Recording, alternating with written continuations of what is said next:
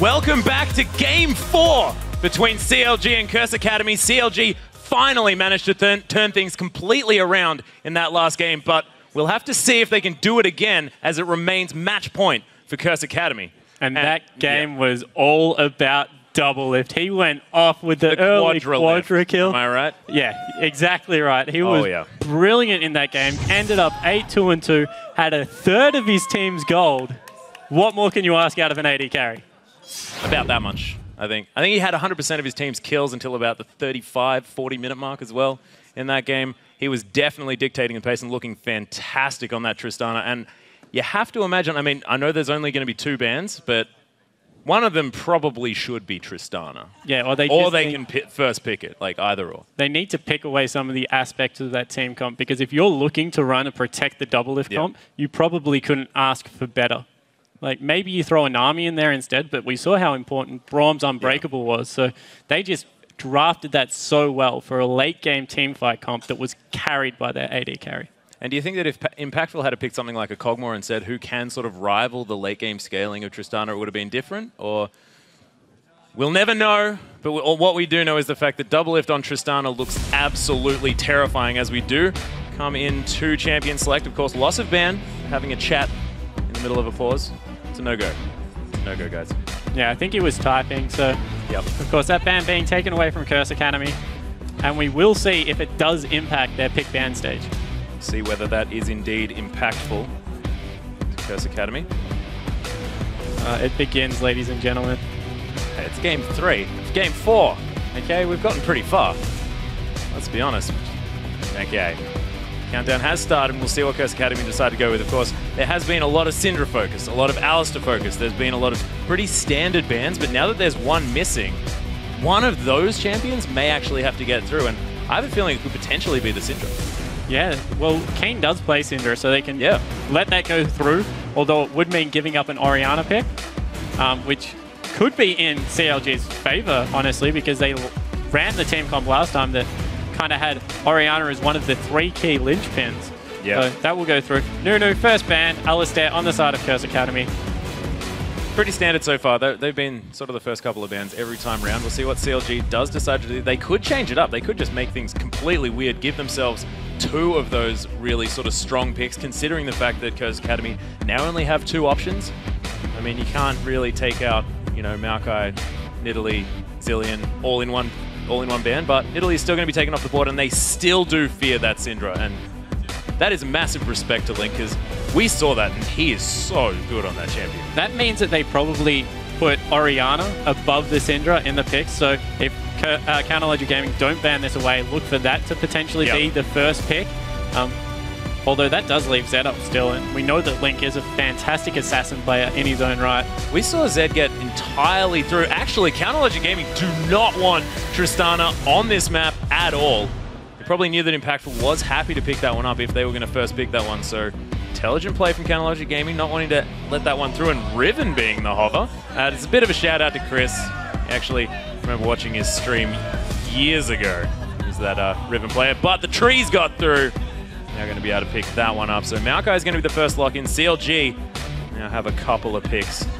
See whether they actually capitalized on this loss of ban. Yeah, Academy. With only one hyper carry being up now, Cogmore is on the board, although Nami Cogmore could just get locked in right now. Yeah, Lucian has been favored over Cogmore this whole series. Orianna's still up, so they have the free pick of that, or they can not give anything away. Lock in ambiguous picks like Lulu and Zilean and not show their hand whatsoever. I think they need to lock in something that's going to be able to take care of a Yasuo comp, because having this Maokai locked in, they've got to be thinking of that Yasuo. Seraph with Diana hover. Not sure whether that one's going to work. Bit of a shout out to Skara maybe. Skara, of course, fantastic Diana player in his time. See, Orianna, definitely a worthwhile hover here. Link playing fantastically, and Lucian going to be locked in for double lift. So not necessarily going for a late game hyperscaling carry, but he's definitely been playing that Lucian to great effect. So what does Curse Academy do? Yasuo's not a bad lane into Orianna. Not bad. Yasuo is a great lane into Orianna. His wind wall just stops the ball in its place. Can really mess with shockwave. Oh man, how about this? How about this? Ryze being locked in from St. Vicious. He plays Maokai in the jungle. and we get Yasuo on Keen. Yeah, potentially taking away some of the counter picks there. I think they will go more standard. We do see that Kha'Zix is going through. Braum, wow, this does lend itself to a Yasuo pickup if they do go with that. And they feel like that Orianna definitely going in the mid lane, Seraph not going to pick up the Yasuo in the top lane. They can go all in on a potential Yasuo pick. Yeah, they definitely can at this point. And now that the Braum's been taken away from Aphromoo, will he go back to the Thresh or will he look to pick up something new like the Nami? You could play the Leona again as well. I mean, he didn't necessarily have, the best experience in that first game. They did drop that one, but in the laning phase especially, they were commanding the respect in that lane. Yeah, and his Leona always has that potential of hitting those massive, massive ultimates. And Dexter, I like his Elise. It's been played quite well in both the games that he picked it up. So more than happy for him to go back to that one. He's really stepped his game up in this series, you have to say. This is the old Dexter. This is the Dexter that we know and love from over in Europe, playing for the Lemon Dogs, just schooling people across this map. He's been playing really, really well. Not necessarily schooling St. Vicious this time, but this guy, he's a veteran. He knows exactly what he's doing, and Dexter has been bringing it to him. And the Lulu left open again, so Seraph going to be able to pick that one up in the top lane against Chris on this Maokai, and that's a difficult matchup for Maokai. Yes, particularly earlier, just as a lane bully against a fairly passive lane. However, he can sustain through it with his passive. And this is another protect the double lift comp. However, just with him on Lucian. Lucian still has a fantastic mid game, so they can potentially get this rolling even earlier. Augment another AD carry, and they just obviously have faith in this comp. Oh, Impactful picking up looking at the Corki. And that sort of lends us to, I just want the Yasuo so bad, I'm not going to lie to you. Just because he does so much mixed damage, you can still pick up that Yasuo into it, but we'll see whether it actually does come through. Of course, Keen could be playing that Corki. Impactful also fantastic on that champion. We saw those Phosphorus bombs really, really strong, and the Ziggs being the hobby here. Another area of effect control champion potentially for Keen. See whether that is going to be the lockdown. That means that their siege potential in the Ziggs portion of that pickup is going to be really, really strong. See what they do decide to go with. It is going to be locked in, so Corki and Ziggs now for Curse Academy going for really safe lanes, and that mid lane, that's just going to be a bomb fest. Yeah, and Impactful could potentially look for a lane swap in this as well. He matches up against Lulu so much better. Send the support in Braum with Chris, and he's going to be able to farm completely unharassed. And then you get similar power curves out of your AD carries. Of course, Corki transitioning into the mid game with that Trinity Force into maybe a Bloodthirster or an Infinity Edge just has so much burst. So maybe that's their answer to this mid game carry that's going to have so much protection. Not to mention the fact that their team fight is very strong, but having Keen on the Ziggs instead of the Orianna here, I mean, that Twisted Advance with the ball combo is not necessarily, is probably stronger than that of Ziggs, just throwing out a whole bunch of bombs there, but Mega Inferno Bomb late game does so much damage, and we've been seeing that. Janna being picked up. What though? Maybe a shout out to his old support player in Yan Yuan, who was a fantastic Janna player.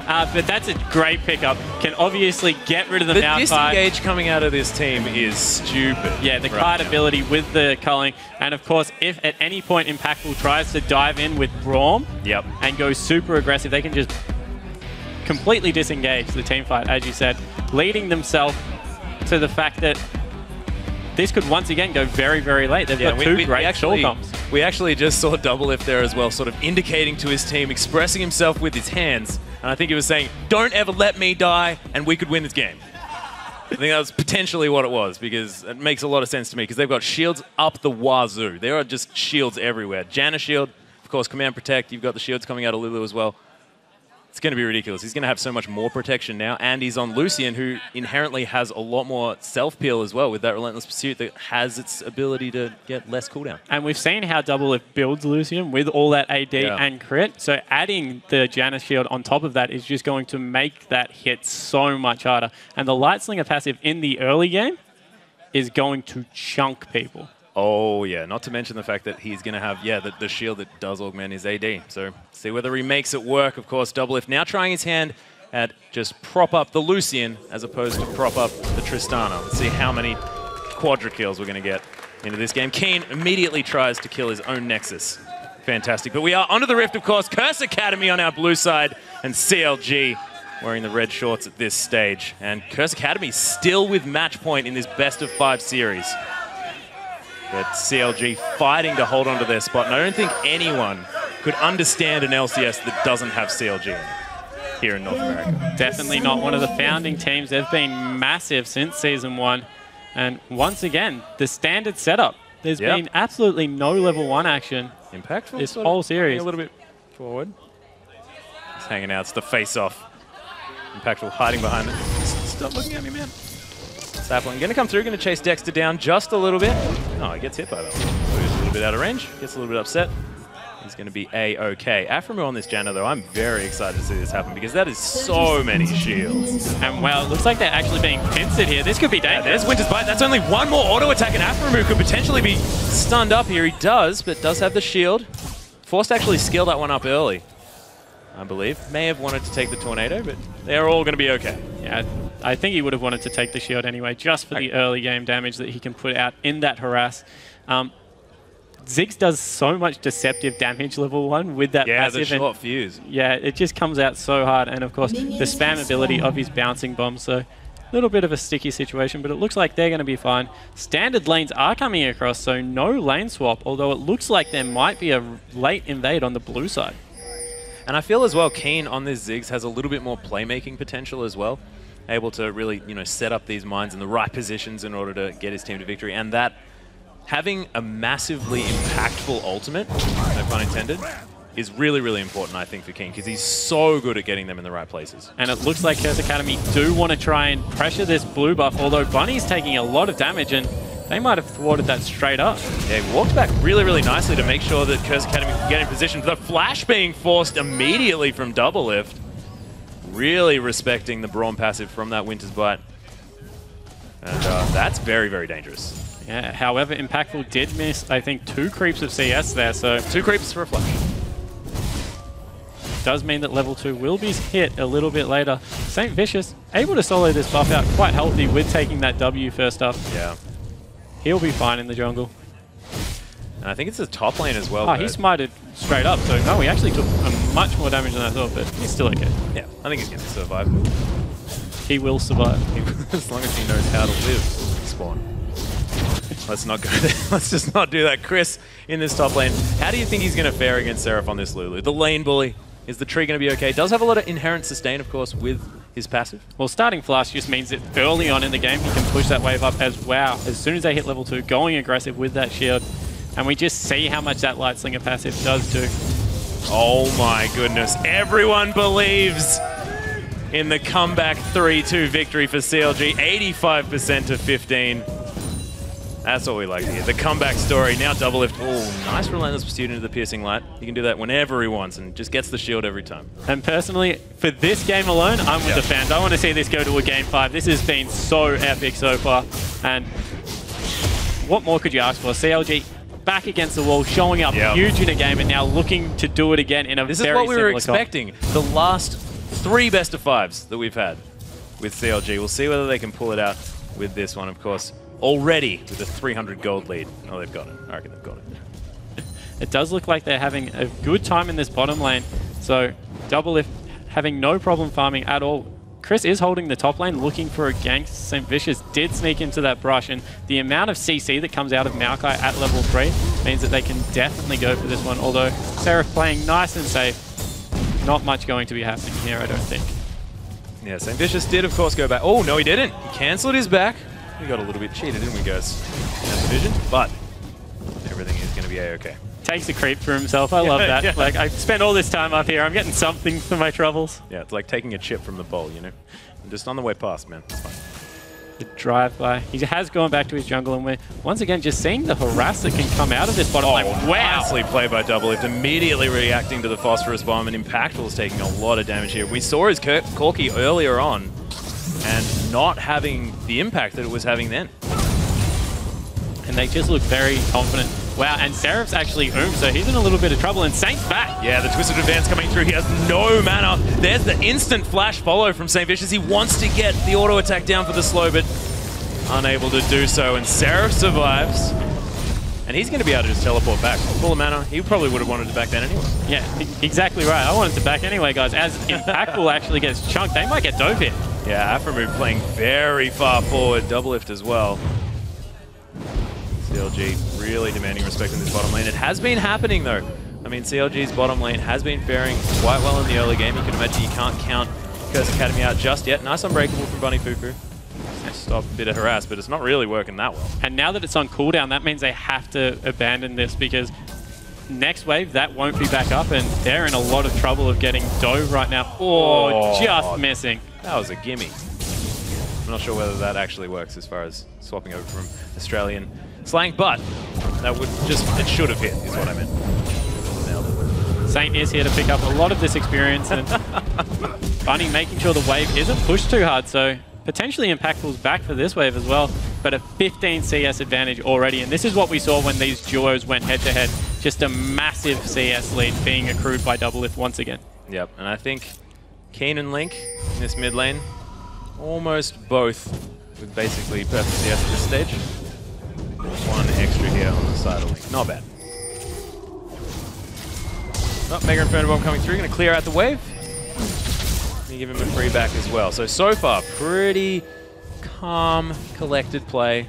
Imagine we're going to be waiting until about around that 10-minute mark when people really start to fight for these dragons. Unless Dexter wants to go for another sneaky early one, but you can see Cursed Academy with a couple of wards down that southern side, and St. Vicious now is actually around the Tribush area. Actually, in his dragon, he's got a ward just coming through exactly the right time from Dexter. With the back of the bottom lane, that was so sneaky from the side of Curse Academy, trying to use Rom to get over there. Although Impactful now is being caught out. He takes half his health in like 2 abilities. Yep, 2 abilities, 2 passive procs, and that's just the power of Janna. Everyone, that shield. No, it's not. It's mostly just Lucian. I want to know if he does go for the Magia's build that we've been seeing in Korea. Of course, Janna being an extremely safe support, able to disengage, play from afar, so not much risk of dying there, and does with AP. The shield just scales so well. Oh yeah, not to mention the fact that that tornado, if you leave it for a while, does start doing a lot of damage. I think we've all played an ARAM before. We know that Janna is incredibly annoying. Impactful now, managing to answer back fairly well on the aggressive movements from Double Lift, now landing a Phosphorus Bomb. And they're using that proc, of course. Killing those creeps just gives them so much sustain in that lane. So using that to great effect, it does look like Link has picked up a pink ward for himself. So sweeping that one out. Yep, nailed it. And the other thing as well is the fact that Double Lift, he's only got a Doran Spade. He hasn't actually been back yet. And Impactful's still unable to trade as effectively as this Lucian. Again going in for that combo, dodging the Phosphorus Bomb now as well. And you can see, doesn't even blow all the shield. Yeah, they're just waiting for their opportunity. As soon as they see Bunny leave the lane, Impactful has to back right away because they're completely zoning him at this point. Level 6 has been reached by Double Lift, so that means he can cull the next wave, go back, not lose any CS, and pick up his first big item. Oh, and you can see, as the blue's gone for over here by St. Vicious and Keen, the Dragon being started up here for CLG, utilizing the fact that they are on that red side. Mega Inferno Bomb's up, and the teleport's coming in. Yeah, not going to be able to take the Dragon, but look at that Mega Inferno Bomb. Actually not going to hit anyone. Really nice repel. That's going to go straight onto Bunny Fufu as well. CLG are out of this one. Chris wanted to try and get in, but that disengage was phenomenal. Yeah, we spoke about the disengage. The Janna tornado that came through just completely stopped that whole pursuit. Fantastic work picking up a 1,000 gold lead, nearly 2,000 gold lead at only 9 minutes. That's a fantastic start for CLG. This is not the CLG we've been watching as well. This is calculated play, and they know exactly what they want to do, and they're not taking unnecessary risks as well. Really, really well played, and I think this is what they want to do from the start, and this is what Skara mentioned as well. If they get to do these type of team comps, then things are looking good. Yeah, and the 30 CS advantage in the top lane, we kind of left them up there on their island, but wow, Chris is being completely shut down by Seraph. He's being so annoying, and even when he engages, he doesn't do that much damage at this point. Yeah, doesn't even have that catalyst built up just yet. Of course, Seraph, once Chris gets off all of his CC in his rotation, not really quite able to offer as much. Twisted Advance up again, and they're just going to keep fighting. St. Vicious is here now, though, managed to get the slow, and look at the flash timing. He's only just about to get it back up, but Dexter's here, lands the cocoon, stops that one from coming through. That flash just came off cooldown. Yeah, doesn't want to pursue any further. Dexter a little bit low on mana. And of course, with isolating yourself against a Kha'Zix, he just does so much upfront burst damage. You don't want that to happen. As we see once again, this bottom lane going super aggressive. Yeah, Doublelift stopped not even caring about that Phosphorus Bomb anymore. Managing to cull them out of this lane. Just asserting his dominance. Yeah, and he's picked up a BF sword and a crit cloak against only a Sheen at this point. Yeah. And bits of a phage. Bits of a phage. Bits of a phage. But just the AD that's coming through, as well as the Janna Shield with some crit, is going to... If he gets the RNG proc that he's looking for, that could completely swing this lane. Even further. In fact, 21 CS. Exactly right. We'll see whether Impactful can get to that Trinity Force spike as quickly as possible. Of course, when you do decide to go for that Infinity Edge, hit your spike a little bit slower, so maybe Impactful can find that window. Oh, nice damage actually back onto Aframu now. Of course, that Impactful has hit that level 6 mark, now has those rockets in his arsenal. Maybe putting these wards down. Chris now still under fire. He just feels like he's just getting harassed over and over again. Having a bad time. And it's drawing Saint to the top lane repetitively, whilst there's 4 members on CLG's side we all know how to the bottom Lisa lane. Can dive as well. Nice Cocoon's going to land. There's the exhaust as well. So textbook this play. Link's down here at the same time. First blood with the dissonance. Bunny Fufu now is wondering what the heck went wrong in his life. And he's going to go down as well. Look at the shields coming through onto Doublelift already. It's only 12 minutes into this game and already those shields are gigantic. And they're going to be able to push into this tier 2 turret as well. You can't underestimate how much damage Doublelift currently does to structures. And Mega Inferno Bomb does come through, clears that one out.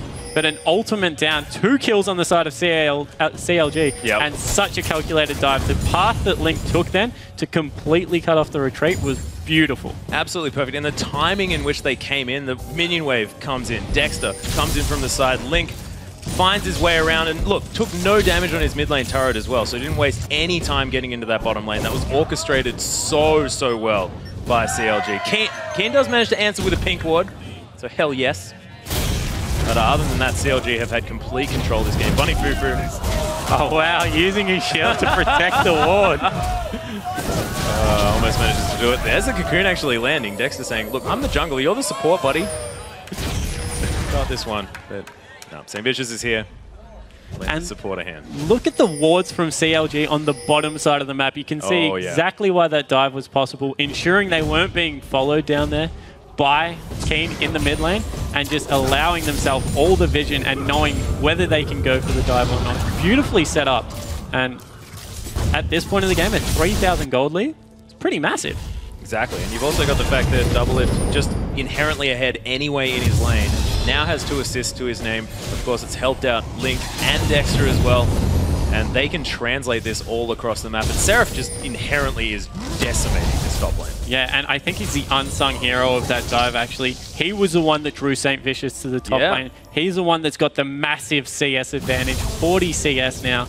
And he's just... Chris looks, from game 1 and 2, completely different to game 3 and 4. Seraph's done an amazing job. Really keeping him down this matchup. And another ward is going to go down. CLG just counting their dollars at this stage. They know that they're ahead, waiting for this dragon to come up. 50 seconds on that one, and you can see they've already got so much vision around there. They do need to do a bit of cleaning, of course. Curse Academy have a bit of vision, a few wards, but you can see just the pinks there, everything's available from CLG. They could probably just go around and grab. And now they're roaming to the mid lane, looking to pick up another team fight, and they are overextended. Dexter just dodged 3 skill shots just then. Oh, Aframu with the Black Monsoon! Keen unable to... It was a ridiculous tornado as well. The culling coming down, but unable to lock down Keen. Chris now in amongst everything. He's going down solo. Aframu picks up a well-deserved kill.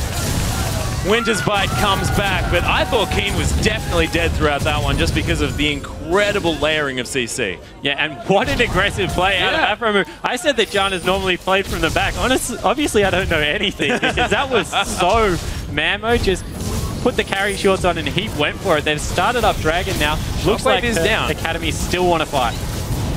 Maybe an Not be that easy, of course. Teleports down. Dex is coming through. A double lift with a massively aggressive play. Keen now is the focus of his tirade. Look at this guy. So many shields. There's the wild growth as well. Impactful goes down. Double lift picks up that kill. And this guy has put his team on his back these last 2 games. And they've found the comp that has all the answers. Able to get all the shields, the ultimate onto double lift. Picking up another This is what he said he couldn't do. In that video, he said, you can't just carry a game. Yes, he is. Look at him. Look at him go.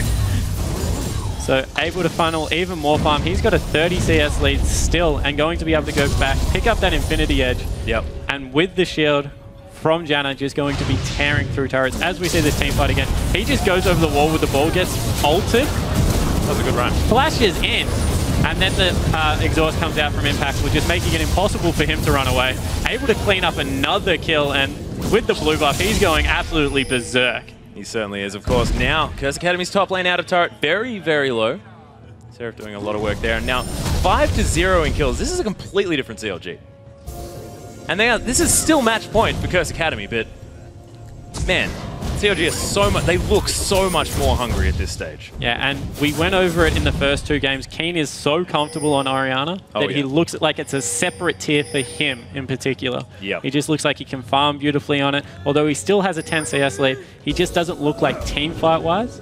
He has the same impact in the 5v5 fights. It might be the comp that they prefer to run, but picking that away has definitely been key for CLG, building what is a 6,000 gold lead at 16 minutes. Yeah, it's ridiculous. I don't think it's necessarily... You can't really say that Curse Academy have done something wrong. I think it's a lot to do with CLG just playing this game out so incredibly well. And especially, I mean, that gank in the bottom lane was fantastic. Yeah, just beautiful awareness and decisive calls coming out of CLG. Look at wow, getting caught out of the Valkyrie there as well. Forced to use that flash. St. Vicious now getting culled through and just commanding control of this inner turret. And this is going to be another turret falling potentially, as well as the top laner being so low. Yeah, Link finds his way in here as well. There's the Q from Dexter. They are going to be able to kill this turret. Bunny Frou maybe caught out here just a little bit. The Glacial Fissure in the wrong direction. It could be the nerves. They're feeling it. They're feeling the pressure. They certainly are, and Seraph's going to be able to pick up this top turret as well. 8,000 gold advantage. At 17 minutes into this game. Wow, and there's 2, practically 3 turrets at this point in the mid lane. We'll see whether CLG can siege these ones down. Of course, double lift on Lucian. Fantastic. And getting damage on these turrets, even if his range isn't quite as high. Look at that layering of shields. Just happy to walk up, base tank it for the duration of the shields. Now the minion wave's coming through. They can just, once again, Mega Inferno Bomb does come down. But being able to siege against a Ziggs with any comp is just crazy. St. Vicious actually finds Seraph. Nice little lance in order to get him to safety, and Leap is on cooldown. We'll see whether the Twisted Advance if they keep going, they might be... great rotation from CLG there, helping their top laner out. They're just doing everything right. This does not look like the CLG. And they're so coordinated as well. I mean, we've seen CLG talking about a lack of cohesion, but this looks like a team that is all together. They're all on the same page. And they're playing like everything's on the line. As a nice satchel charge does come out of Keen. I was about to say that. Keen interrupted me. Of course, they're playing for everything. This is for a spot in the LCS, guys. And you have to say they've turned it on at exactly the right moment. Yeah, well, if you're going to turn it on, like, it has to be when it counts. And I guess when it's match point from you being booted out of the LCS, I mean, it's a bit late, but thank goodness it's happened. So we do see that it's actually calmed down a little bit, and the gold advantage, wow, double lift, as we have a gank on Seraph getting launched out here, the Twisted Advance, but that's all of the CC down, and they can't necessarily tank this turret out, especially if it's St. Vicious doing so. It's not a tanky Kha'Zix at this stage. Wild Growth now, of course, on cooldown. And they're sending 4 members from Curse Academy up here, but is matched completely on the side of CLG, looking to pick up those wards. And nice look at the confidence they're playing with. So true, and for Aphromoo just to pick up Janna, he's been making so many calculated plays. It looks like he's been playing Janna all split, but he has. And we see that double lift is a full, I guess, core item in the static shiv ahead of Impactful on Corki. He's up to nearly a 60 CS advantage, and he's still pushing this bottom lane. he's at the point of the game where he's got his turtle shell on. He can just completely hard carry. He's going to do the best he can, and especially with those turtle shells being made up by shields from every member of his team, apart from Dexter. But, he can be, Spider Shield. And the Magi's has come out on Afromu. That's all we're talking about. So maybe no more flash in plays, although I wouldn't put it past him. But looking to consolidate that lead. Dragon is up in 30 seconds. They've got complete vision control. That's a lot of wards. Yeah. That's, they definitely wanted vision of that red. That is a gold mine over there. Like, don't even go for Dragon. Just sweep that area. That's just bait. Someone has to take a long time to clear out those wards. And they have to use double sweepers, I think, if they want to do it with one person, definitely. So maybe it's a strategy. Pretty sure it isn't. And it does look like Curse Academy will give up this Dragon. Saints going back on the top side of the map. That's up now, respawning. So their gold lead is just going to get even bigger at 20 minutes. Nearly going to be a 10,000 gold advantage on the side of CLG. So much map control. And as you said, 21 minutes. And the statistics for winning a game with a 10,000 gold lead at 20 minutes are pretty good, just to say the least. Chris now actually doing a lot better in this top lane. I mean, he's down 30 CS, but at least he's able to farm, not getting pressured out too much from Seraph, who is about to finish that Rabbidan's death cap. But 33 CS lead, still pretty good. Yeah, and a very calculated game coming out of Canalogic Gaming. We're seeing that they're not forcing when they don't have the members there. They're happy to pick up the free objectives that they've been given to them, go back and shop. Now they'll group back up and look to make another play with all of their ultimates available. Just really well played across the whole board. And you can see Doublelift now moving to the top lane. He's spotted the fact that there is a wave crashing into a turret. He's going to move up there, and you can see CLG answering this one. Impactful now finds Afromu just a little bit. Oh, Chris in a lot of trouble. The culling coming through onto him. Does potentially see St. Vicious and the rest of the crew hanging out there, so they're not going to go too much deeper. Afromu is going to find that sapling in the brush. And with the teleport available, they're moving Seraph into the lane that's furthest away from Baron, because they have such a huge lead that at any point, Baron is definitely a possibility. They can start baiting that right now, as well as the fact that... nice. The steal away from the Wraith.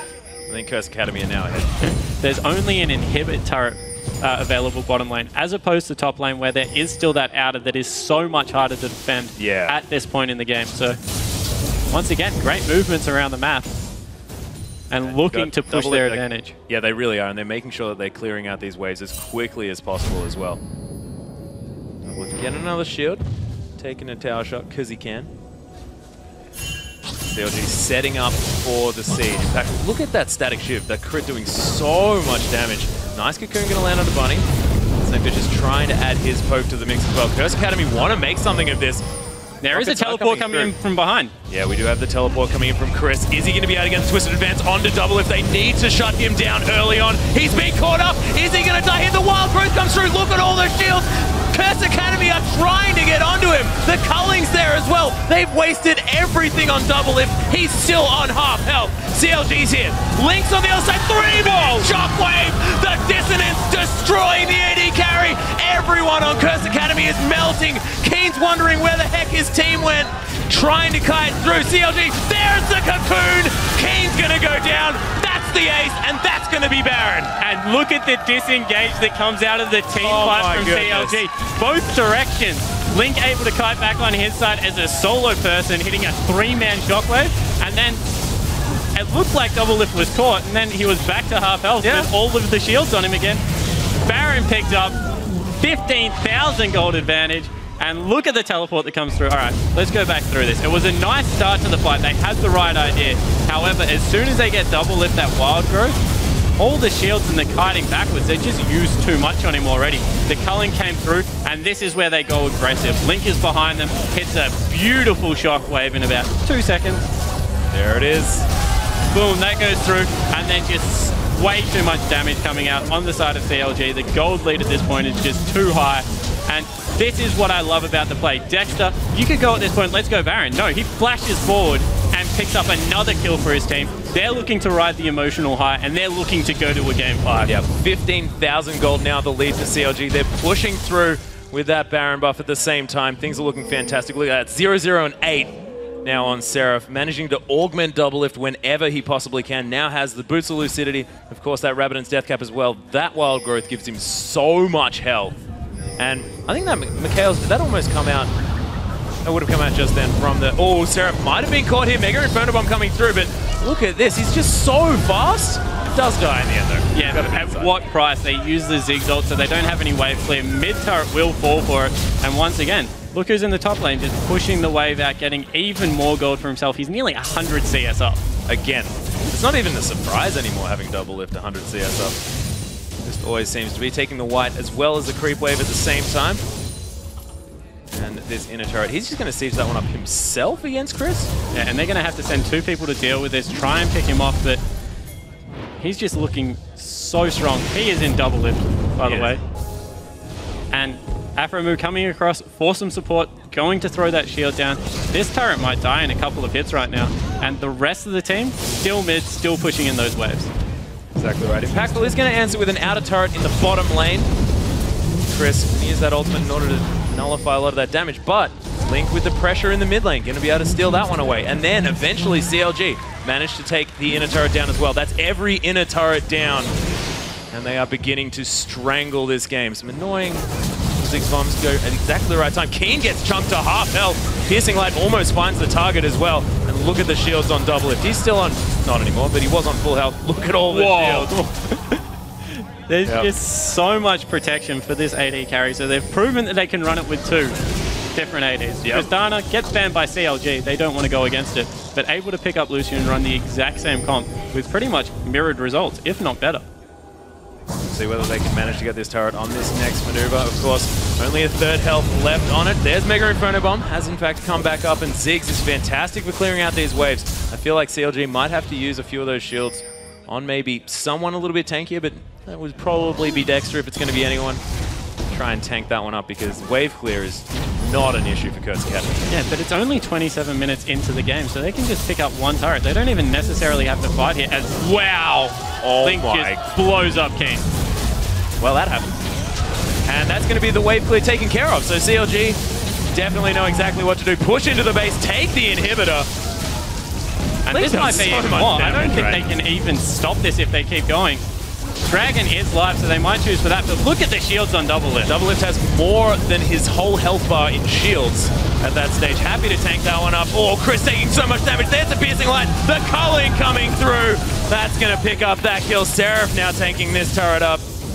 And Super Creeps haven't even entered the base yet, and they're sieging the Nexus turrets. Monsoon used just to heal them back up again, and with Baron, they're going to have no problem staying healthy.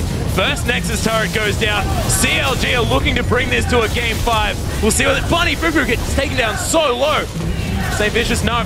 The Nexus is under fire. CLG are bringing it to 2 games apiece.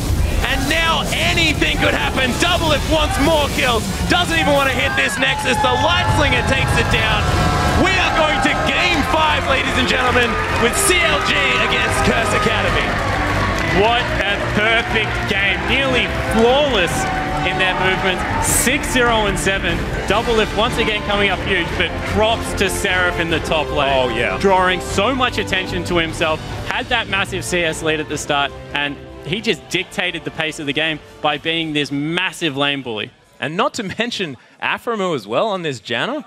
Picking up Janna is not something that you'd ever expect in this region particularly. And then having such an impactful performance as well. Not afraid to make the plays. And that dive in the bottom lane as well. It's just a completely different CLG that have so much control. Yeah, and now they're 2 apiece, but they've won the last 2 games, looking to ride that momentum into Game 3. They must be on such a high. Oh, yeah. And it's, as I said, it couldn't be funneled through a better person just because how important Double Lift is to this team. If he's happy and playing well and they're loud over the comms, the whole team's just going to bring together and act like a unit. And that's what we saw this game. Yeah, and we saw the fact that even earlier on, we mentioned the fact that he was indicating to his team, he was communicating, and the worst thing to do is to be silent. And that was at a time when they were like, feeling the pressure of Curse Academy, and they've rallied in that situation. So that really shows their veteran status, and CLG really want to hang on to this. Yeah, definitely. Game 5, though, everything's on the line now. Oh, yeah.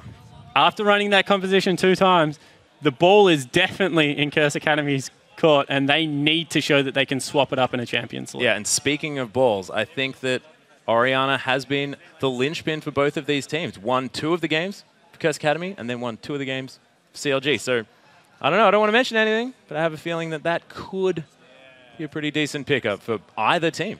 Yeah, definitely. Orianna has come up huge, particularly because she's not the star of the comp, but she's just a key linchpin. So if you remove her, you can potentially move the comp away.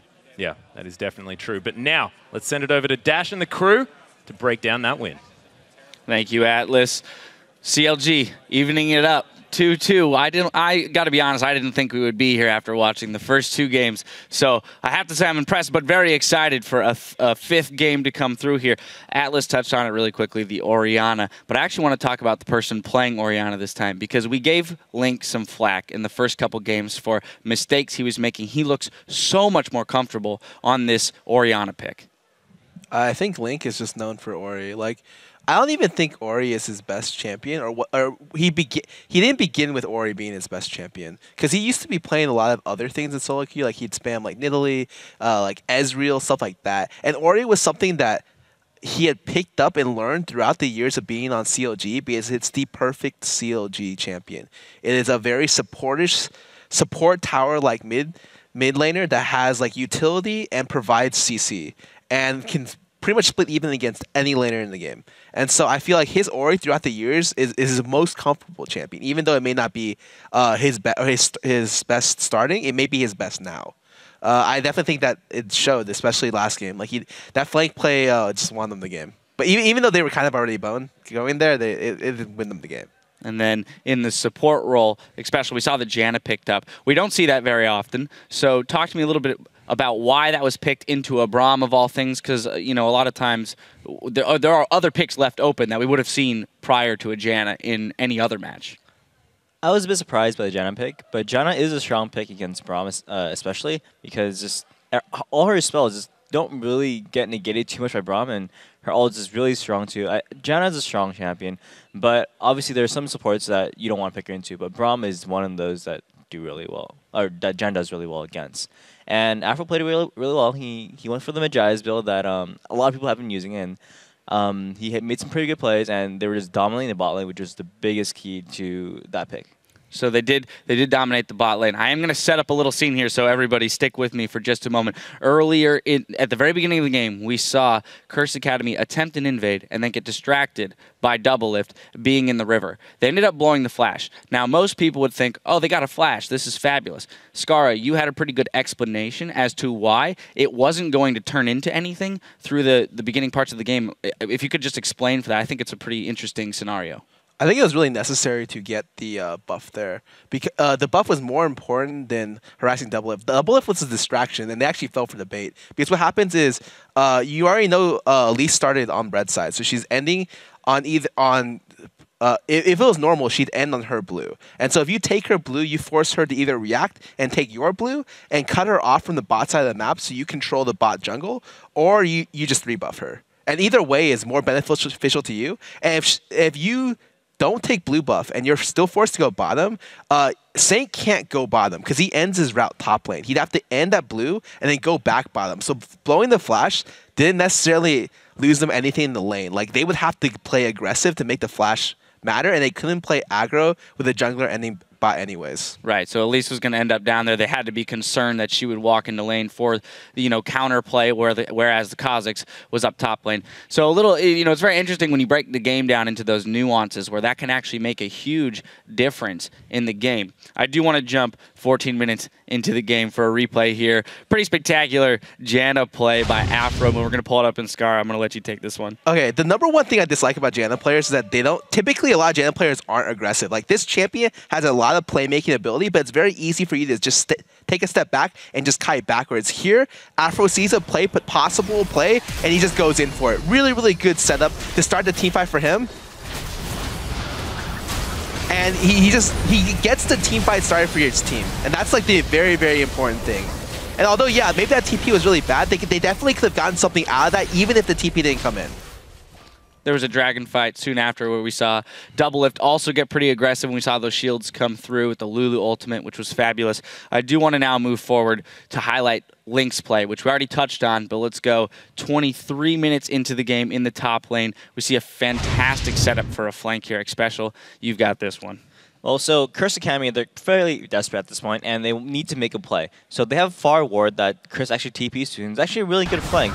But unfortunately, they don't have enough damage for this to turn out into a good situation. You see Orianna coming in from the mid lane, and they try to go for a kill. The CC was slightly misplaced, and they couldn't kill Double in time before not only Lulu TP, but Orianna's already flanking. And here, Curse Academy realizes that they're kind of screwed. They need to run away.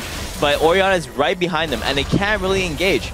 And Orianna gets a really good 3-man ult, and basically this game is over. They are going to get aced, lose 4 or 5 people, and CLG is going to be able to do Baron. And that's really what sealed the game for them. And it was really good flank by Link, and a really good play by CLG. It was close to, I think, a 15k gold lead coming off of the back end of that Baron. So at that point, pretty much a lost game for Curse Academy. So in those moments, when you are on the losing end of a game, but you still have some time, Special, what are the discussions like over comms about the next game? You know, is it at what point during the game is it time to look forward and start talking about the next one? It depends on the team. I think for a lot of teams, they want to be able to say they think they're 10k, 15k go down. They're probably going to be like, all right, guys, let's try to focus on next game, figure out picks and bans, and just do it even during the game. You're probably not going to win this current game, so focus on the next game. And that's the stuff that you kind of need to do if your mindset is to win the series and not to just try to stall out the game. And I hope Curse Academy, they have a plan now, and they should be able to execute it. And really, I think they need to focus on their bot lane. They're having troubles down there, and they need to be able to at least get to lane on time. In the last game, they got to lane late. Even though they blew his flash, they weren't able to get a push going, and they were just constantly harassed and constantly forced back. And you don't want to have that happen again. All right, assuming both teams do come in with a game plan and execute it, which of these teams do you think is moving to the LCS? Is CLG sticking around, or is Curse Academy getting promoted? I think CLG is sticking around, and I said CLG at the start of the program, but it's more important because throughout the series, the main thing that I've learned is that, like obviously CLG's bot lane is their strong point, and Curse Academy's bot lane just can't match up. And typically when this happens, you dodge the bot lane, you 1v2. But CLG has shown that on every 1v2, they've come out way on top. So it's no longer possible for them to 1v2. And they can't 2v2 successfully either. So you have to find a different way to pull it out. And in the 4 games, I haven't seen a way for them to do it. Like I've seen CLG like not execute team fights, like them losing team fights, but in terms of like early game strategy and getting into the mid game, and every single game I've pretty much seen CLG getting ahead. Special? Well, I think CLG is looking a little bit stronger, but I would say Curse Academy still has a good shot. They really need to buckle down and just figure out what's been going on wrong, and they need to fix it. They need to fix these mistakes and do it fast. And I believe in them. They have the potential to. So let's see it. I like it. I like it. Well, CLG definitely has the momentum to take a comeback Game 5. And Game 5 is coming up soon, where both teams' hopes for the next season are just 1 win away. So don't miss it. We'll be back soon.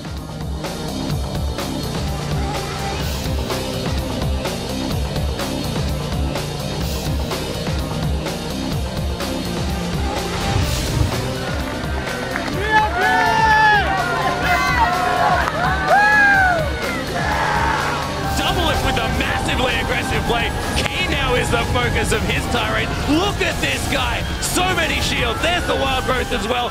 They've wasted everything on Doublelift. He's still on half health. CLG's here. Link's on the other side. 3 more. Shockwave. The dissonance destroying the AD carry. And now anything could happen. Doublelift wants more kills.